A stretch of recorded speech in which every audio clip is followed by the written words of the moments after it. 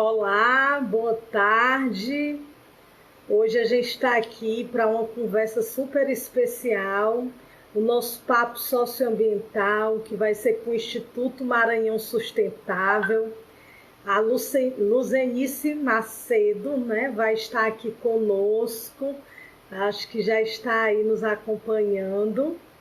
Vamos aí aguardar nossos convidados para que a gente possa iniciar o nosso papo socioambiental de hoje.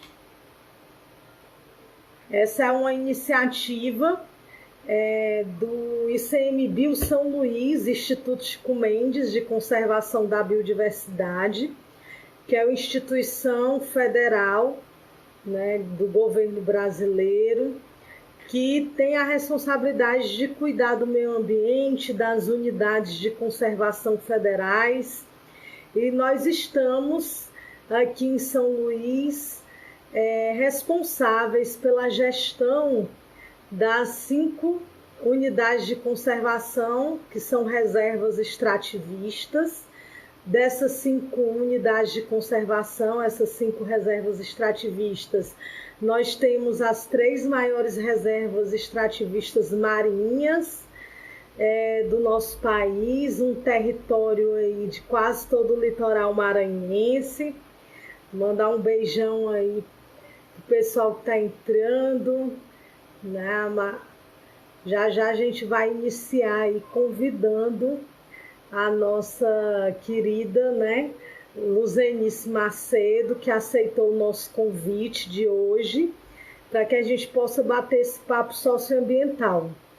A ideia é que todas as sextas-feiras nós estejamos aqui reunidos, né, mesmo que virtualmente, com a intenção de que as comunidades tradicionais que fazem parte dessas 5 reservas extrativistas aqui no Maranhão consigam também nos escutar, consigam contribuir, né? E a gente vai continuando o nosso diálogo, as nossas reflexões.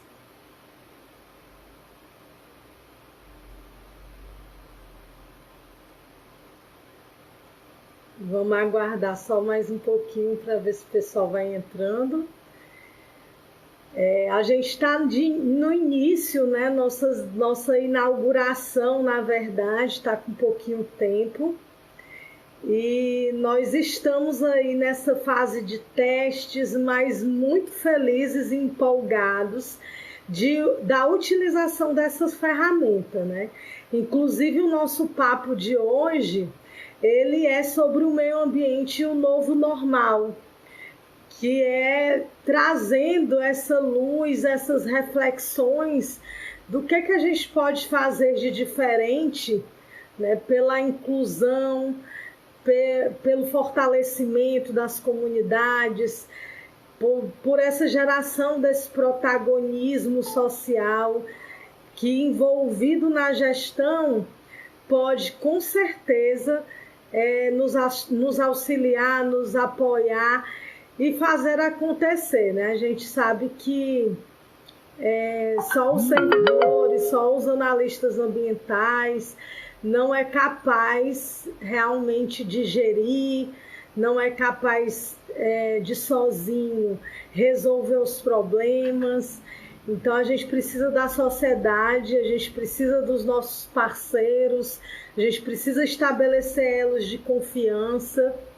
E nós estamos aqui, né, nos desafiando, nós estamos aqui porque a gente acredita que é possível, né, mesmo nesse cenário de pandemia, continuar o diálogo com as comunidades.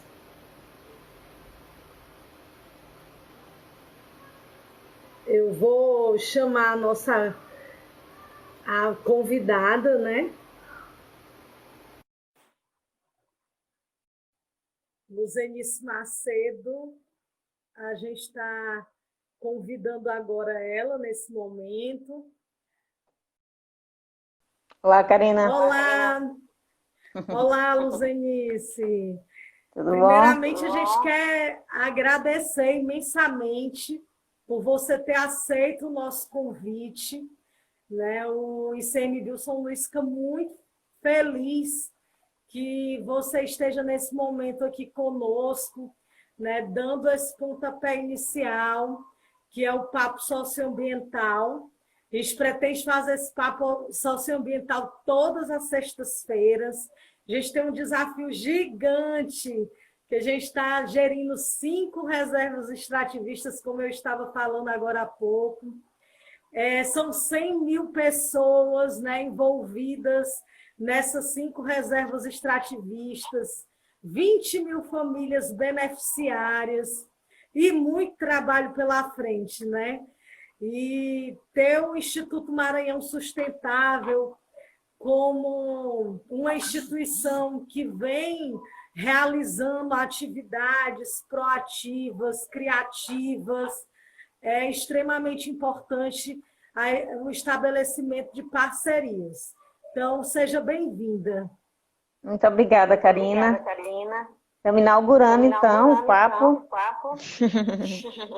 Satisfação a minha. O primeiro, né, socioambiental, o primeiro papo socioambiental semana passada, com o colega Rogério Fumo, que também, né, trouxe uma discussão muito interessante. E aí a intenção nossa é que a gente vá ganhando aí também, auxiliando, né, e aí já iniciando essa nossa conversa sobre o meio ambiente, né, e esse novo normal que nos desafia. O Papo Socioambiental nasceu dessa expectativa nossa de continuar o nosso trabalho junto às comunidades, né? Então, a gente ainda sabe que vai ter um longo caminho pela frente, né? Que a gente vai ter que trilhar esse caminho, essa jornada junto às comunidades para que eles possam ter o acesso, né, a essas mídias digitais, a essas ferramentas. E aí a primeira reflexão que eu trago para o Instituto Maranhão Sustentável, Luzenice, é se vocês vêm trabalhando alguma ferramenta de educomunicação. Então, a gente... Eu estou ouvindo o eco, tu estás me ouvindo bem? Estou te ouvindo bem. Será que o pessoal está me ouvindo com eco? Eu te ouço bem, mas eu tô no chat. Deve ser o meu fone de ouvido que está me dando eco. Então, gente, é uma pandemia, né? Tem hora que a gente está completamente perdido, acha que, né, as perspectivas são as piores possíveis. É uma pandemia cercada de medo, em meio a uma crise econômica global, que ela torna mais crítica, né? E a gente tendo uma atuação em nível local, que por vezes é muito gratificante, é muito o retorno que as pessoas dão, indicam que esses propósitos são realmente para a gente seguir adiante, mesmo numa pandemia. Então, a gente tem várias experiências. A educação ambiental é da nossa natureza, né? Então, tudo que a gente faz tem... Então, Luzenice, fala essa perspectiva também do Instituto, como é que vocês nasceram, né? Quando foi, como é que vocês se organizaram. Eu acho que é super interessante para o pessoal saber também. Então, eu sou bióloga de formação, então há uns 9, 10 anos, alguns outros biólogos, a gente se reuniu, conversou sobre a perspectiva de fazer uma atuação coletiva. Era um pouco em relação ao vácuo do Conselho Regional de Biologia. Mas aí as conversas foram avançando e a gente entendeu que não era uma questão só de natureza biológica e ecológica, Então, outras pessoas se juntaram aos propósitos e a gente criou o Instituto Maranhão Sustentável em 2011. E ele atua em 5 eixos. A sustentabilidade é essa utopia que a gente persegue, que a gente compreende que é estabelecer limites nesse nosso modo de viver, mas como se o modelo vigente em grande escala é liberal, né? Então a gente vive isso, mas tem consciência disso. Então a gente tem ações no campo da sustentabilidade social, ambiental, cultural, econômica e institucional. A gente tem experiências para demonstrar que essas questões são viáveis, são possíveis, né?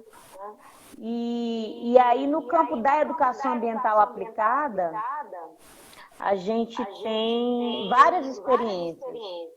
Desenvolvemos metodologia para a formação de agentes jovens, uma parceria com o governo do estado, através da Secretaria de Meio Ambiente, e com o IBRAP, uma outra organização. Nós formamos 140 jovens. É a nossa visão de futuro do que seria um agente de base do sistema ambiental. O IBAMA tem, acho que o ICMBio tem experiência de agentes comunitários ambientais. Eu própria... A gente tem uns jovens protagonistas, né? Então, é isso. Eu própria fui a responsável por desenvolver o manual, que era o manual do agente do verde, né? Lá a gente coloca ele no sistema. Ele se enxerga como se fosse um agente já do sistema. Igual o agente comunitário de saúde já se enxerga no sistema de saúde. Então a gente coloca ele lá, se enxergando como um agente e tendo uma visão de futuro do que o ofício dele pode se tornar. Esse é um exemplo. E Karina, me dá um tempinho de eu trocar esse fone de ouvido aqui. Peraí.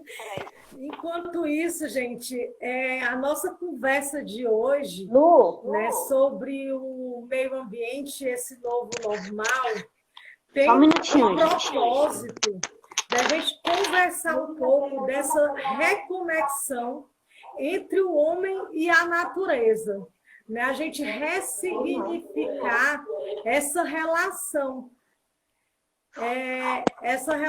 que por muito tempo ela se deu naturalmente, né? No modo de vida, e que a gente percebe ainda hoje muito presente no modo de vida das populações tradicionais, mas que os nossos povos ancestrais eles vivenciavam essa harmonia de uma forma muito plena. Então, hoje, o nosso convite é para que a gente possa olhar também para dentro, né? Eu costumo muito falar isso, a gente precisa ter esse olhar para si, né? Para o nosso eu, para a nossa casa, e a partir daí a gente precisa olhar para a comunidade, e esse olhar para a comunidade com solidariedade, se colocando no lugar do outro, né? Esse olhar de solidariedade do cooperativismo, nesse olhar de solidariedade de mãos que constroem juntas.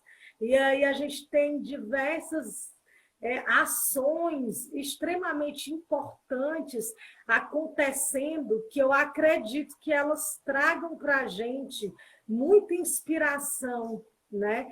E muita crença e esperança de um mundo realmente melhor, né? Por que não acreditar que a gente pode sim ser agentes da mudança, né? E aí a gente tem experiências como o turismo de base comunitária, né? Que, por exemplo, nesse tipo de unidade de conservação que a gente fala, às vezes as pessoas não entendem muito o que é a unidade de conservação, né? O que esse ICMBio faz? né? A gente cuida dessas áreas protegidas que foram decretadas pelo governo federal. E ela tem de especial algo muito importante, porque elas já nascem de um pedido da sociedade. Elas só podem ser criadas pelo governo federal se for por meio da solicitação e organização social. Isso é a diferença, por exemplo, de uma reserva extrativista, de uma unidade de conservação, para um outro tipo de categoria de unidade, como um parque nacional. A gente tem dois grandes grupos, né?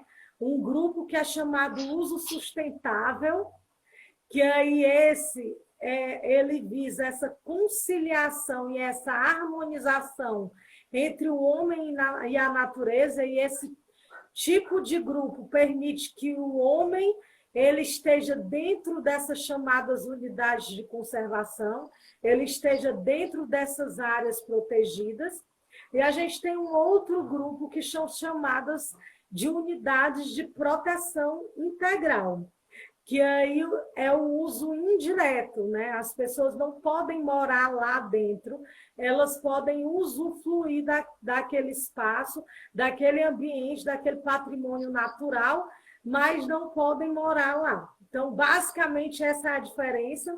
E aqui em São Luís, né, o ICMBio São Luís, a gente trabalha com esse tipo de unidade, esse tipo de categoria que visa promover qualidade de vida também das populações tradicionais, que também traz a população para dentro da gestão, né? E ela é obrigatória, não é favor. Né? A gestão de reserva extrativista, ela tem que ter, por exemplo, um conselho, e esse conselho é um conselho deliberativo. Né? Esse conselho ele decide os rumos da gestão daquela área. Então, é uma oportunidade para que a sociedade, para que a gente tenha grupo de mulheres, grupos de jovens se organizando e pautando o que é melhor para aquela unidade de conservação.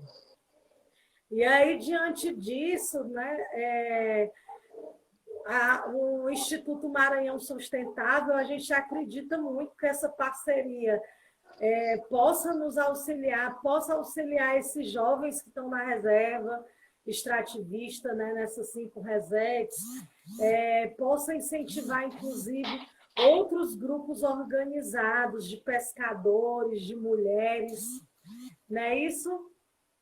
Então, eu fui trocar de fone, mas continua o eco aqui.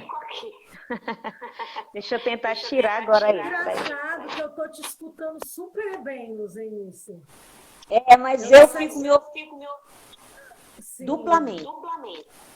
Eu acho que é aqui, ó. É o telefone. Continua. A gente teve uma experiência aqui, Karina, com o pessoal da acupuntura urbana, um projeto de turismo de base comunitária, e ele foi muito rico, muito rico. Ele partia do pressuposto de mapeamento das riquezas da comunidade. Os jovens, os professores, a comunidade era chamada a ressignificar os tesouros dela, o que ela até mesmo não enxergava como tesouro. Estão dizendo aqui que talvez seja porque tu está sem microfone e está dando eco, mas eu acho que não sei, Maurício que está falando aí, nosso amigo dessas tecnologias. Mas, enfim, foi muito importante. Nós mobilizamos mais de 20 estudantes e eles conheceram mais profundidade de riqueza da nossa comunidade aqui da Botucatu, que nasceu de uma comunidade pescadora. E eles relatam uma experiência profunda de mudança de visão, de percepção ambiental e tudo mais. É uma abordagem que é muito rica para todo mundo. A avaliação do projeto é muito positiva e a gente pode replicar isso se a gente tiver condições, né? Porque mudou o olhar deles diante do que está posto. E aí, essa base comunitária para o turismo é o modelo que a gente acha que se aplica às reservas, né? Aqui em Raposo também é esse modelo que a gente acredita, porque o viés comunitário é o que supre a falta de infraestrutura, a falta de infraestrutura para hospedagem, para alimentação, né? Então, o turismo de experiência, de base comunitária e ambiental, a gente acha que é o caminho. Essa foi uma experiência muito positiva. O pessoal da acupuntura urbana diz para a gente, olha, podem replicar, metodologia aberta, façam o que entendem. Um viés fortíssimo de sustentabilidade ambiental. Você falou em protagonismo feminino também, e a gente tem uma experiência recente que é o nosso projeto Arquitetos em Casa. Ele é uma inovação a partir de uma memória construtiva que o maranhense tem, que é a construção de barro, mas aí a nossa mentora estudou taipa de pilão e a gente construiu e usou materiais disponíveis, acessíveis, e usou material, reutilizou descartáveis, né, como tampas, PETs, tudo transformando em material de construção. Esse projeto teve um reconhecimento nacional, ele também precisa ganhar escala, ele é totalmente compatível com comunidades tradicionais, porque a identidade do barro, com a construção do barro, ela é imediata. Só que a gente inovou com novos a partir das pesquisas da professora Nádia de Medeiros, parceira nossa de primeira. E um dos grandes resultados desse projeto foi que as pessoas que participaram relatam que a percepção delas em relação ao que era lixo, o que era descartável ou o que não era, mudou. Elas agora olham o material que foi descartado e elas identificam nele o potencial de reuso e de reciclagem. Então, você vê que muda a percepção do mundo, né? Então, a gente estava conversando, né, sobre essas ações que elas agregam, né, um valor, e muitas vezes é necessário ressignificar para que a própria comunidade, para que as próprias pessoas retomem esse orgulho de ser daquele lugar, né? Trabalhar essa identidade com o lugar, com aquele território, com aquele espaço, né? E a gente, no turismo de base comunitária, ela tem como um dos objetivos fazer com que as comunidades elas mantenham aquele patrimônio natural gerido por elas. Então, essa é uma grande diferença das reservas extrativistas, porque só quem pode, né, fazer o uso, digamos, das estruturas, montar estruturas para o turismo e explorar aquele território são os beneficiários. Então, eles têm um papel fundamental de também movimentarem, né, toda essa economia local. Dentro das reservas extrativistas, né, as operações de turismo, elas obrigatoriamente elas são por meio de turismo de base comunitária. E é interessante que, inclusive, os novos decretos das unidades de conservação, né, dessas novas reservas extrativistas que foram criadas, ele já traz que um dos objetivos de criação daquela unidade de conservação é a promoção desse turismo de base comunitária. Como é que vai ficar agora com essa situação de pandemia? Então, Zenice, a gente tem todo um planejamento que é necessário ser realizado. A gente iniciou um planejamento participativo com as comunidades, porque a intenção é que esse turismo de base comunitário ele seja de uma forma extremamente qualificada. Né, que não é porque é a comunidade que está realizando aquilo que ele não vai ser algo bonito, bem trabalhado, organizado. E a gente precisa dizer para a comunidade, para a população, que eles acreditam neles, porque eles têm esse poder. Né, o poder de fazer, inclusive, a diferença e de oferecer esse diferencial que é aquela natureza protegida, que são ambientes de resgate e que o objetivo da unidade de conservação, para ele ser cumprido, a gente teria que ter essa integração entre o homem e a natureza. A Evelyn está dizendo que alguém fez pergunta aí. A Evelyn está dizendo aí que alguém fez uma pergunta sobre horta, né, Evelyn?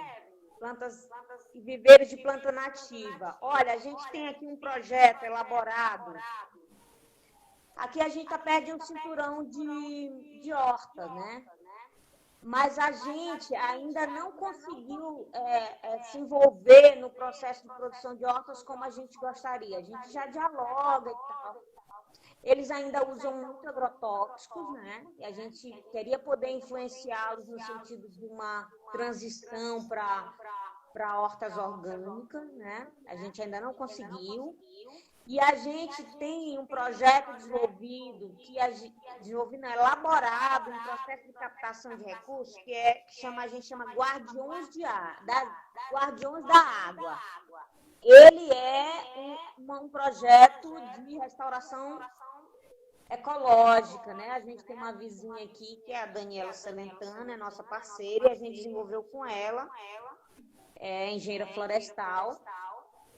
E é nessa perspectiva de o trabalhador rural, as comunidades, resgatar esses princípios da regeneração ecológica, do plantar água, né, que é cuidar dos olhos d'água. Aqui, por exemplo, em Raposa, o rio a foz do Rio Paciência aqui. Então, a gente acha que seria bem oportuno essas experiências de restauração ecológica. Está falando de plantas nativas e medicinais também. O que ocorre, às vezes, é o seguinte: a gente tem um parceiro aqui que ele é um terapeuta de plantas medicinais, né? Ele é uma espécie de especialista em fitoterapia. Sabe qual é o relato dele? Ele é uma pessoa super conhecida pela comunidade inteira, pela cidade inteira. Quem dá atenção ao trabalho dele vem de fora, vem mais de fora. Então, o que acontece? Antes de trabalhar com plantas medicinais e ou ornamentais, há que haver um trabalho de sensibilização muito grande para as pessoas entenderem o potencial tanto ecológico quanto, por exemplo, de comercializar esses produtos, quanto deles gerarem benefícios para a comunidade. Então, é um trabalho que vai para além de plantar só, né? As pessoas precisam compreender o valor desse plantio do ponto de vista ecológico, do ponto de vista econômico, do ponto de vista de novas alternativas de tratamento, né? Porque, por exemplo, aqui eles têm uma cultura de produção de horta e a gente nunca conseguiu fazer nada para dar uma guinada e alterar essa experiência deles. E eles têm, inclusive, uma experiência que é de deixar a terra quando ela está saturada, porque se usou muito agrotóxico. Então, são culturas que precisam ser modificadas também, né? A gente precisa fazer eles perceber, em processo de educação ambiental e de sensibilização, que outros caminhos são possíveis, como que o nosso colega está dizendo aí. As hortas, por exemplo, são um instrumento de educação ambiental gigantesco, porque os ciclos são curtos e você enxerga toda a dinâmica ecológica ali no processo de produção de hortas. Aí tem as possibilidades das hortas urbanas, a gente está aí, chegando eleição, a gente precisa influenciar os tomadores de decisão nessa perspectiva de eles transformarem os espaços ociosos das cidades, das zonas de transição, do rural, em lugares de produção, né, de alimentos. É isso que eu acho. Nessa mundo, né, pandemia, as pessoas ficaram dentro de casa, né? Fizeram esse movimento que muitas vezes era uma ansiedade, né? Mas que as pessoas não tinham tempo, não paravam para estar em casa. E aí elas começaram a perceber o quão é importante, né, ter os fornecedores que chegam muitas vezes até as nossas casas. E a gente pôde ter a experiência de processos que estavam em andamento, em organização, né, como os pequenos produtores rurais, que continuaram tendo a sua produção e que foi a que chegou na mesa de muita gente, né? Que foi uma solução muitas vezes adotada de forma alternativa para não ir para os grandes supermercados, para não ter o contato, né, com a possibilidade da contaminação. E aí a gente viu essa economia solidária se renovar nesse momento. Como é que o Instituto Maranhão Sustentável enxerga isso? A gente tem umas experiências que elas não... Agora não está acontecendo, né? Mas a gente, para a gente considera que é um caminho que ele funciona muito, que são as feiras, né? As feiras são espaços primeiro de compra e de vivência direta com o produtor, né, sem intermediário. As feiras, elas são culturais, porque ali se expressam produtos da região e reforça essa cultura alimentar, né? São lugares de memória, são lugares de negócios, né? Lugares de fazer negócio, então tem uma dinâmica econômica ali. São lugares de segurança alimentar, porque a gente fomenta a produção diversificada, né?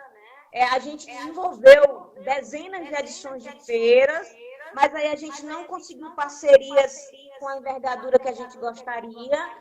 Como a gente fica num espaço de transição entre São Luís e Raposo, centro de Raposa, então não é um lugar de grande circulação, a gente precisaria ter apoio para ter atratividade, né? Mas foram experiências muito ricas, eram experiências também de desapego para as pessoas. Algumas pessoas desapegavam das suas coisas para dar oportunidade para as outras terem acesso, né? Mas a feira é um projeto que a gente quer, na hora que tiver oportunidade, dar continuidade, porque é um lugar de muitos significados. E aí, obviamente, fomenta essa economia solidária, fomenta o pequeno produtor. Eu brinco que se eu fosse prefeita, o meu primeiro grande marco, eu digo isso para todo prefeito que eu encontro, é feira. Porque quando você vai nos lugares do mundo, qualquer lugar do mundo, você quer ir na feira. Você quer ir na feira porque as feiras guardam traços culturais que são sensacionais, né? Dos fazeres, das memórias, das comidas, dos cheiros, dos sabores. Então, a feira é uma das experiências que a gente tem orgulho de ter desenvolvido, a gente tem um modelo, mas não conseguimos avançar por essas questões que eu te falei. E agora, nesse momento, você vê que os nossos pequenos, o pequeno produtor, eles estão aí reaprendendo a se posicionar nesse momento, né? Que a gente tem que continuar se alimentando, e a logística fica com esses reveses de pandemia, né? Mas eu acho que é o caminho, porque é a maneira que a gente tem de fortalecer essa visão de solidariedade que eu acho que esse momento impõe, de visão ecossistêmica, de um modelo produtivo que não se distancia da natureza, porque entende que a gente é uno, né? Não dá para se distanciar da natureza. Então, essa visão ecossistêmica, que é outra coisa que a gente procura pregar, né? Uma ilha como essa, a gente continua consumindo muita coisa que vem de fora e produzindo coisas que a gente não consome aqui dentro. Por exemplo, a gente produz alumínio e esse alumínio que é produzido a gente não consome aqui. A gente consome tangerina que a gente não produz a tangerina aqui. Então, essa visão ecossistêmica que os tomadores de decisão têm que ter, por exemplo. O que eu preciso nesse lugar, eu produzo? E o que eu gero como resíduo nesse lugar, eu cuido bem? Eu mando para onde? Né? Então, enxergar as cidades com essa visão ecossistêmica de um lugar que precisa de insumos, de inputs, de outputs, né? De coisas que entram e coisas que saem, compõe também as nossas experiências, quando a gente faz abordagens e parcerias com os municípios, por exemplo. Eu posso te relatar essa experiência, a gente esteve lá com a nossa colega, eu não vou lembrar o nome dela, desculpa.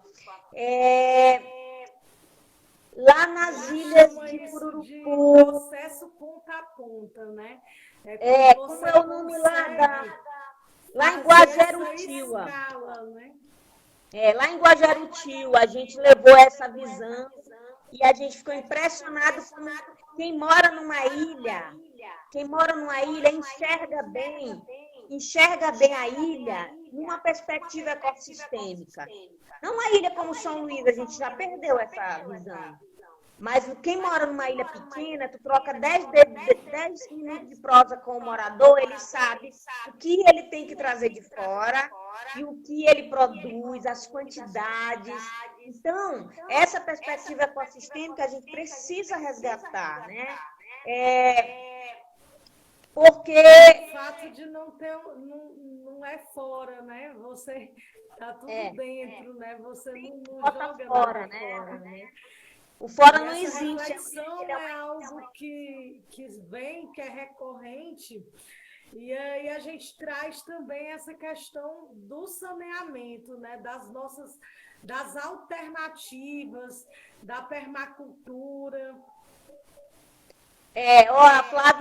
A Flávia tá lembrando aí o nome que eu queria lembrar, era o da Merijane. Acho que foi isso mesmo, lá na terra de Merijane, lá em Guajarutiba, a gente foi fazer um trabalho lá de sensibilização para planejamento das políticas públicas de Cururupu, e a conversa foi muito boa, a compreensão sobre essa visão ecossistêmica do lugar, né? A Evelyn está lembrando a questão do novo normal,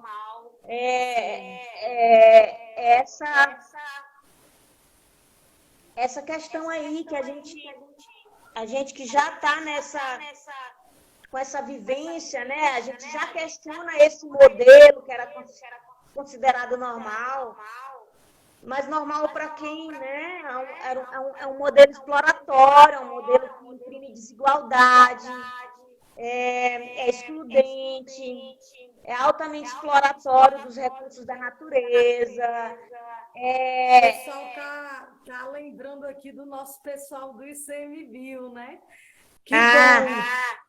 A gente, né, tem uma equipe aí que tem uma história, né? Tem a Gabriele, que é a coordenadora do Centro de Pesquisa, né, do CNPq, tem a Merijane, né, que era gestora da Resex Cururupu até sexta-feira passada, que agora está nesse novo normal nosso também. Ela está onde a gente agora? Está em adaptação.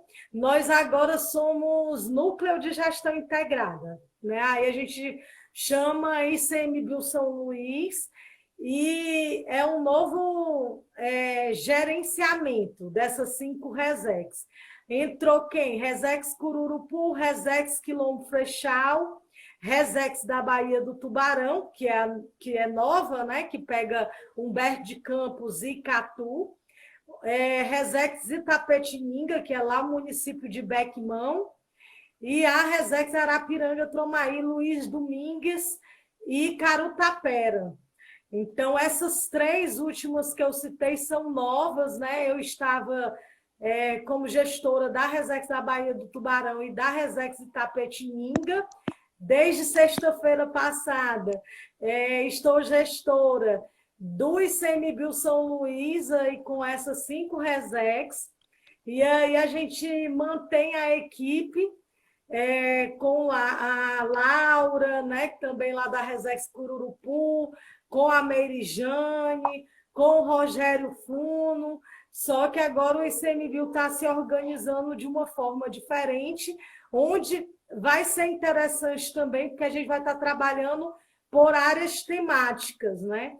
Por exemplo, a Merijane vai ficar com a área temática que tem tudo a ver sobre esse papo aqui, que é populações tradicionais, né? Que também é uma temática que eu a vida toda me envolvi, né? Nesses 20 anos de gestão ambiental, e que eu gosto muito, e ela vai ser a nossa substituta, né? No ICMBio São Luís. Ela fez o convite, estou dando a notícia aqui em primeira mão, porque parte da equipe do ICMBio São Luís ainda não está sabendo.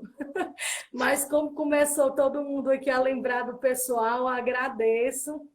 E a gente fica muito grata, a gente fica muito feliz quando as pessoas fazem menção positiva do trabalho dos nossos colegas, né, Luzenice? É um esforço, né? Porque é um modelo.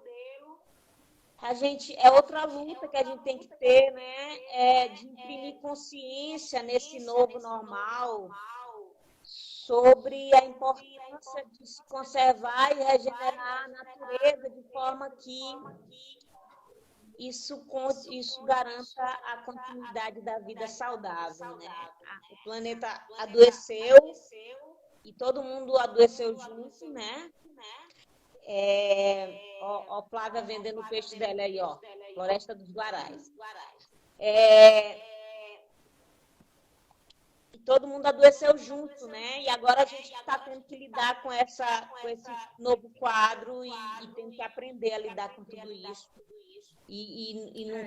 Muita insegurança, né? Com muito medo, muito, né? A placa falando de floresta. Enxergar isso, né? Com otimismo. E como é que a gente pode enxergar esse momento com otimismo e esperança num mundo melhor, né? Querer ser melhor. E aí, assim, aproveitar a oportunidade. Muitas vezes a pessoa traz aquela, mas as pessoas não vão mudar.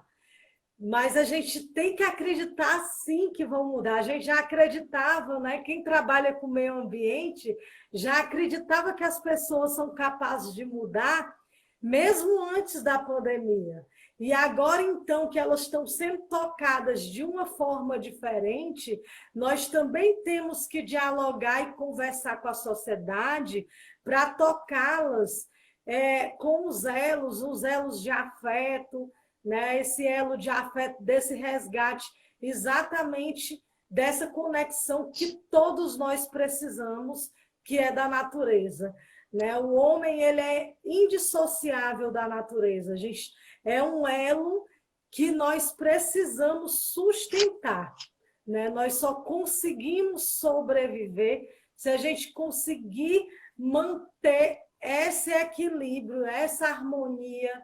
E a natureza, ela é por si só solidária. Né? Ela nos dá tudo aquilo que a gente precisa, né? E por que não olhar para ela e aprender também com ela? Olha, a Flávia me fez lembrar uma experiência que a gente viveu que foi muito rica. Merijane, tanto que a gente falou aí que ela apareceu. Um abraço, Merijane.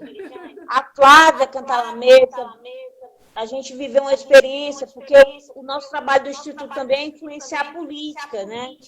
Então, nós fizemos um fórum, que foi mais de um, na verdade, com os 10 municípios da região das entrâncias ali, que envolvia, que do ponto de vista turístico, é a Floresta do Guará.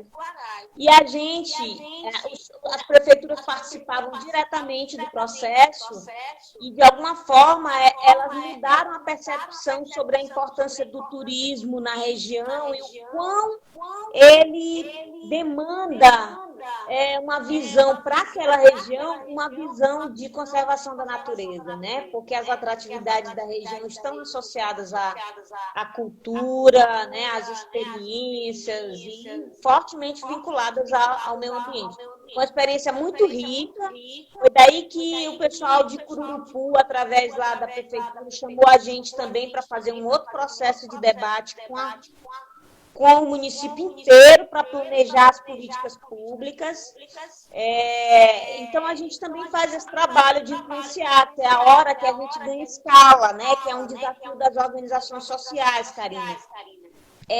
A gente faz coisas muito em nível local, mas a gente precisa trabalhar também para influenciar políticas públicas e ganhar em escala. Né? Essa foi uma experiência boa, a gente tem certeza que fez diferença lá na região.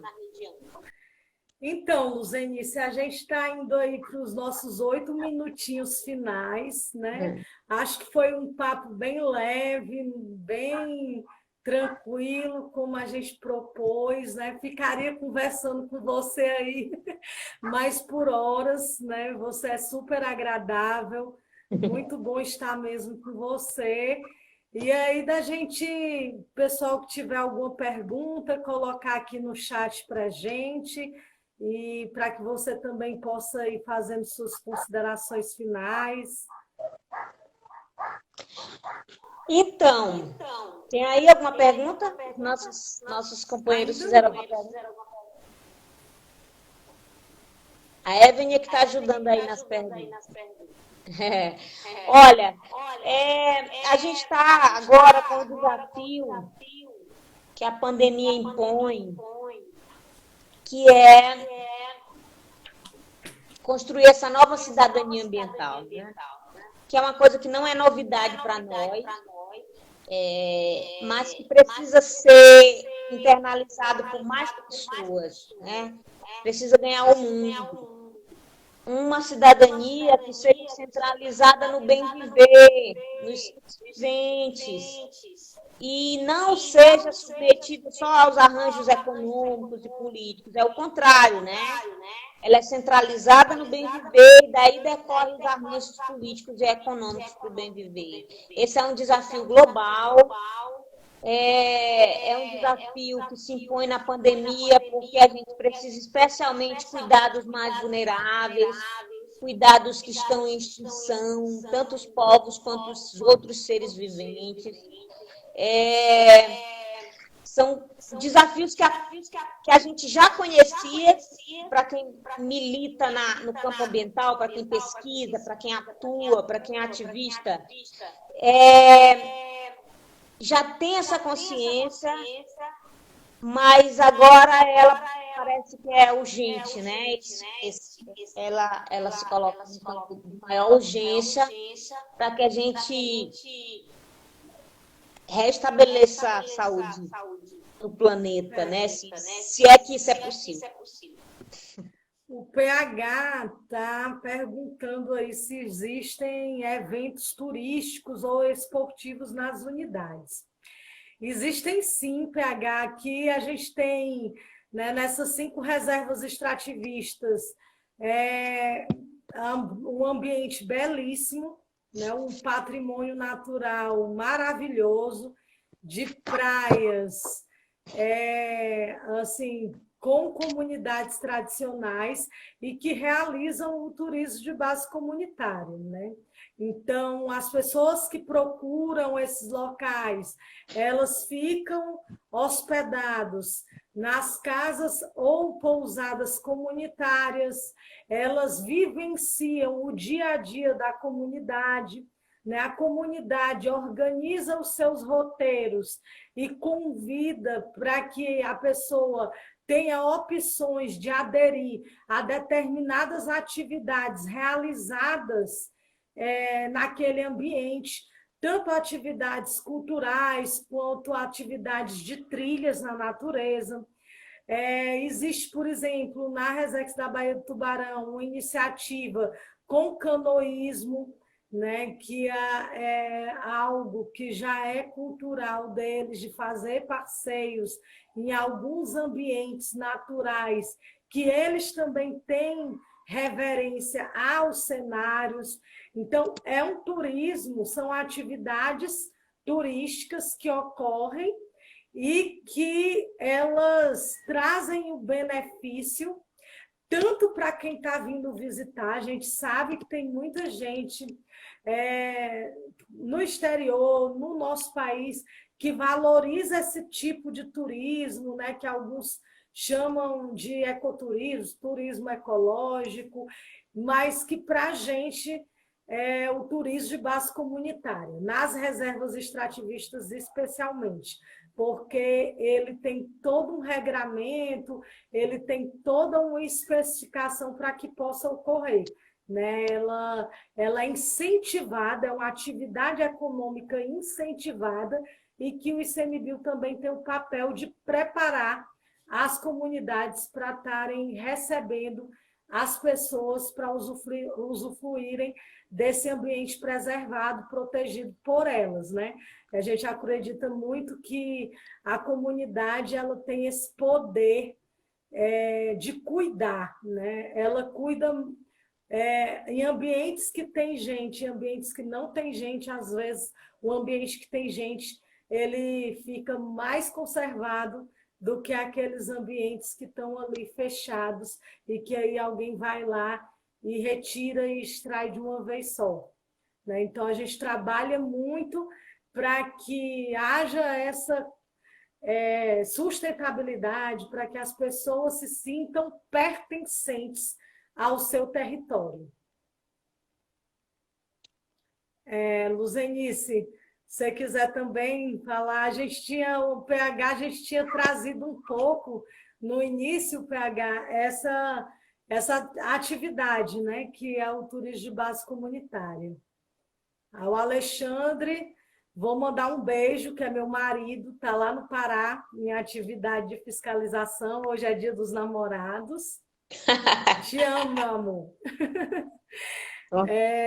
Percebemos que várias modalidades são completamente compatíveis. É verdade, né? A gente tem que compatibilizar, a gente tem que estudar, a gente tem que fazer que as comunidades elas estejam também preparadas para realizarem esse tipo de atividade, valorizando, né, o ambiente delas, valorizando a cultura, valorizando o seu modo de vida tradicional, valorizando a ancestralidade, né, os saberes. E aí esses saberes envolvem uma imensidão de coisas, né? A gente tem aí esses saberes relacionados ao uso da madeira, né? A gente tem um relacionado ao barro, que a Luzenise trouxe, A gente tem relacionado a questão das plantas medicinais, que muitas vezes aí a gente estaria uma nova discussão, né? Que como é que esses saberes estão, né, sendo utilizados, né? Que muitas vezes são patenteados aí mundo afora, e que a gente vai perdendo essa riqueza da nossa biodiversidade, esse conhecimento também que é nosso. E dizer que faltou um minutinho, suas palavras finais. Muitíssimo obrigada, Luzenice. Obrigada a todos. Obrigada aí, pessoal. Um abraço em todos, todas. Saúde a todos. Continuem agora nessas condições adversas. Gratidão, tá bom, gente? Um abraço aí. Obrigada pelo convite. Estamos aqui sempre. Tá bom? Obrigada. Beijão aí a todos.